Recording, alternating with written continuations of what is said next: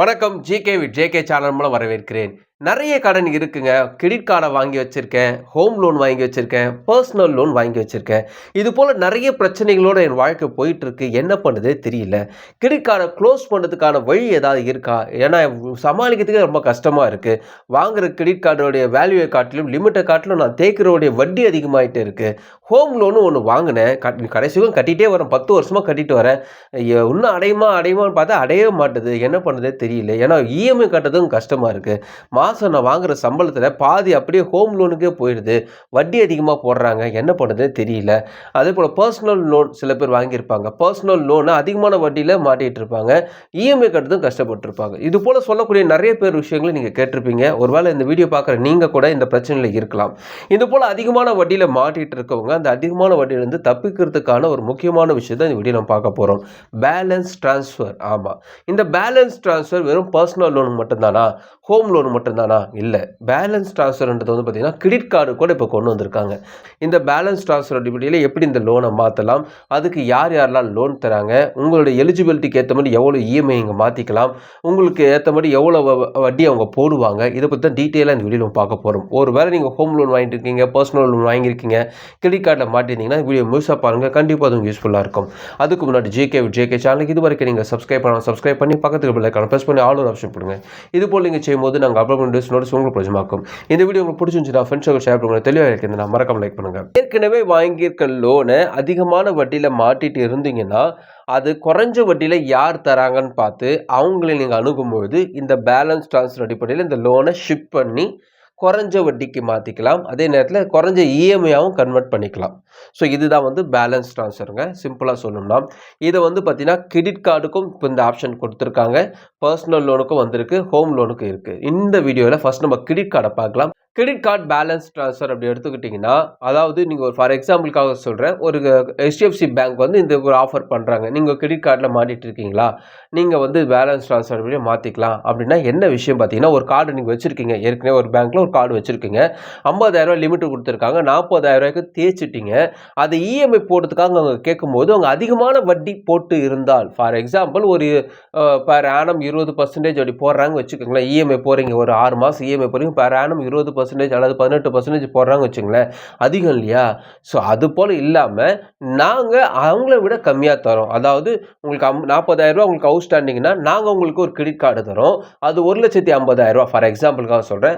1,50,000 உங்களுக்கு வச்சுட்டு இந்த 40,000 நீங்கள் எடுத்துட்டு அதே போல் நீங்கள் இஎம்ஐ போடலாம். ஆனால் அவங்கள காட்டிலும் நாங்கள் இஎம்ஐ கம்மியாக தரோம். அதாவது வட்டி கம்மியாக தரோம், இஎம்ஐ கொஞ்சம் எக்ஸ்டெண்ட் பண்ணி கூட தரோம். உங்களால் சமாளிக்க முடியும். அதனால் அவங்கள காட்டிலும் நாங்கள் வட்டி கம்மியாக தரோம். அதனால் நீங்கள் அப்படி ஒரு ஐடியா இருந்தீங்கன்னா எங்ககிட்ட இந்த கார்டு வாங்கிக்கிங்க, இந்த அமௌண்ட்டை எடுத்து அந்த கார்டை க்ளோஸ் பண்ணிக்கோங்க. இந்த ஆப்ஷன் தான் வந்து ஹெச்டிஎஃப்சி பேங்க் சொல்கிறாங்க. இது வந்து பேலன்ஸ் ட்ரான்ஸ்ஃபர் அப்படி சொல்லும்போது இது ஒரு வகையான ஒரு பேலன்ஸ் ட்ரான்ஸ்ஃபர். கிரெடிட் கார்டில் மாட்டிட்டு இருந்தீங்கன்னா, அதாவது கட்ட முடியாத அதிகமான வட்டியில் மாட்டி இருக்கிறவங்க குறைஞ்ச வட்டியில் மாற்றிக்கிறதுக்கான ஒரு வழி இது. என்ன கேட்டிங்கன்னா, இது இவங்க கிரெடிட் கார்டு டு கிரெடிட் கார்டுக்கு சொல்கிறாங்க. என்ன கேட்டிங்கன்னா, கிரெடிட் கார்டை க்ளோஸ் பண்ணுறதுக்கு ஒரு பர்சனல் லோன் வாங்குறது பெட்ரு. அப்படி வாங்கி க்ளோஸ் பண்ணுறது நல்லது. ஏன்னா ஒரு கிரெடிட் கார்டுன்றது டேஞ்சரு. ஸோ இந்த கிரெடிட் கார்டை விட்டு இவங்ககிட்ட போய் பெருசாக மாட்டிக்கிறதுக்கு முன்னாடி இதை காட்டிலும் ஒரு லோனை வாங்கி இந்த கார்டை க்ளோஸ் பண்ணுறது நல்லது. ஸோ இது என்னுடைய பர்சனல் ஒப்பீனியன். இது வந்து கிரெடிட் கார்டு பேலன்ஸ் ட்ரான்ஸ்ஃபர் சொல்லுவாங்க. ரெண்டாவது பார்த்தீங்கன்னா ஹோம் லோன். இந்த ஹோம் லோன் தான் நிறைய பேர் மாற்றக்கூடிய விஷயங்கள். நிறைய பேருக்கு வந்து வீடு கட்டணும், அல்லது ஒரு வீடு வாங்கணும் பெரிய கனவாக இருக்கும்.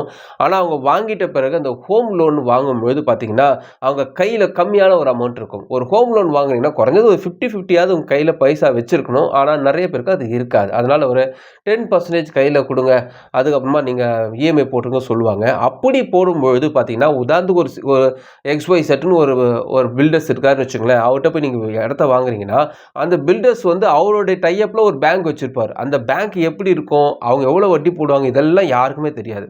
அவர் XYZல ஒரு பேங்க் வச்சுருப்பாரு. நீங்கள் சொன்னால் நாங்கள் வாங்கி தராங்க, நானே பேங்க்கில் ரெடி பண்ணி தரேன் சொல்லுவார்.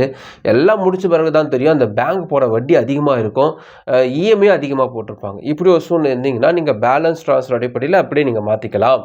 அந்த லோனை நீங்கள் அந்த ஹோம் லோனை அப்படியே பேலன்ஸ் ட்ரான்ஸ்ஃபர் அடிப்படையில் மாற்றிக்கலாம். யார் தராங்கன்னா, ஃபார் எக்ஸாம்பிளுக்காக சொல்கிறேன், நிறைய பேர் தராங்க. நான் ஃபார் எக்ஸாம்பிளுக்காக சொல்கிறேன், எல்ஐசி ஹவுசிங் ஃபைனான்ஸ் இந்த பேலன்ஸ் ட்ரான்ஸ்ஃபர் அடிப்படையில் இந்த ஹோம் லோனுடைய அவுட்ஸ்டாண்டிங் அமௌண்ட்டை வச்சு ஈஸியாக மாற்றிக்கலாம் ஆப்ஷன் அவங்க கொடுத்துருக்காங்க. இது போல நிறைய பேங்க் சொன்னாலும் நான் ஃபார் எக்ஸாம்பிளுக்காக தான் எல்ஐசி ஹவுசிங் ஃபைனான்ஸ் சொல்கிறேன். எல்ஐசி ஹவுசிங் ஃபைனான்ஸில் 7.50%க்குமே இன்ட்ரெஸ்ட் ரேட் கம்மியாகவே தருவதாக சொல்கிறாங்க. இதில் சில விதமான விஷயம் இருக்குது. அதாவது எல்லா பேங்கும் தருவதற்காக எல்ஐசி ஹவுசிங் ஃபைனான்ஸில் உங்கள் டாக்குமெண்ட்ஸ் பக்காவாக இருக்கணும், பட்டாவாக இருக்கணும், சிஎம்டி அப்ரூவ்டு இருக்கணும், அந்த லேண்டோடைய வேல்யூ இருக்கணும், இதெல்லாம் அவங்க பார்ப்பாங்க. ஸோ சும்மா கொடுத்துட மாட்டாங்க, இந்த விஷயத்தெல்லாம் பார்த்து தான் கொடுப்பாங்க. இவங்க வந்து ஹோம் லோன் தராங்க, ஹோம் ரெனோவேஷன் லோன் தராங்க. அதாவது ஹோமை நீங்கள் மேலே வீடு கட்ட போகிறீங்க, அதனால அதுக்கும் உங்கள் லோன் தராங்க. ஹோம் எக்ஸ்டென்ஷன், அதாவது ஹோம் லோனை வந்து கட்டிட்டு வரீங்க, இன்னும் எக்ஸ்ட்ரா உங்களுக்கு பணம் தேவைப்படுதுன்னா அதை எக்ஸ்டென்ஷன் பண்ணிக்கலாம், அந்த ஆப்ஷன் உங்களுக்கு லோன் தராங்க. பிளாட் வாங்குறதுக்காக, அதாவது நிலம் வாங்குறதுக்கான லோன் ஆப்ஷன் இவங்க தராங்க. ஹோம் கன்ஸ்ட்ரக்ஷன், அதாவது ஒரு வீடு கட்டுறதுக்கு பிளாட் வாங்கிட்டீங்க, மேலே வீடு கட்டுறதுக்கான லோனும் இவங்க தராங்க. ஸோ இதெல்லாம் வந்து இவங்க தரக்கூடிய விஷயங்கள். டாக்குமெண்ட்ஸ் பொறுத்த வரைக்குமே உங்களுடைய பேங்க் ஸ்டேட்மெண்ட், அதாவது ஒரு 12 மாதத்துக்கான பேங்க் ஸ்டேட்மெண்ட் அவங்க கேட்குறாங்க. பழைய லோனுடைய டீட்டெயில்ஸ் தான் கேட்குறாங்க. பழைய லோனு சேங்ஷன் லெட்டர் வாங்கியிருப்பீங்க இல்லையா, அது கேட்குறாங்க. அதுக்கப்புறமா பார்த்தீங்கன்னா உங்களுடைய ஒரிஜினல் டாக்குமெண்ட்ஸ்லாம் கேட்குறாங்க.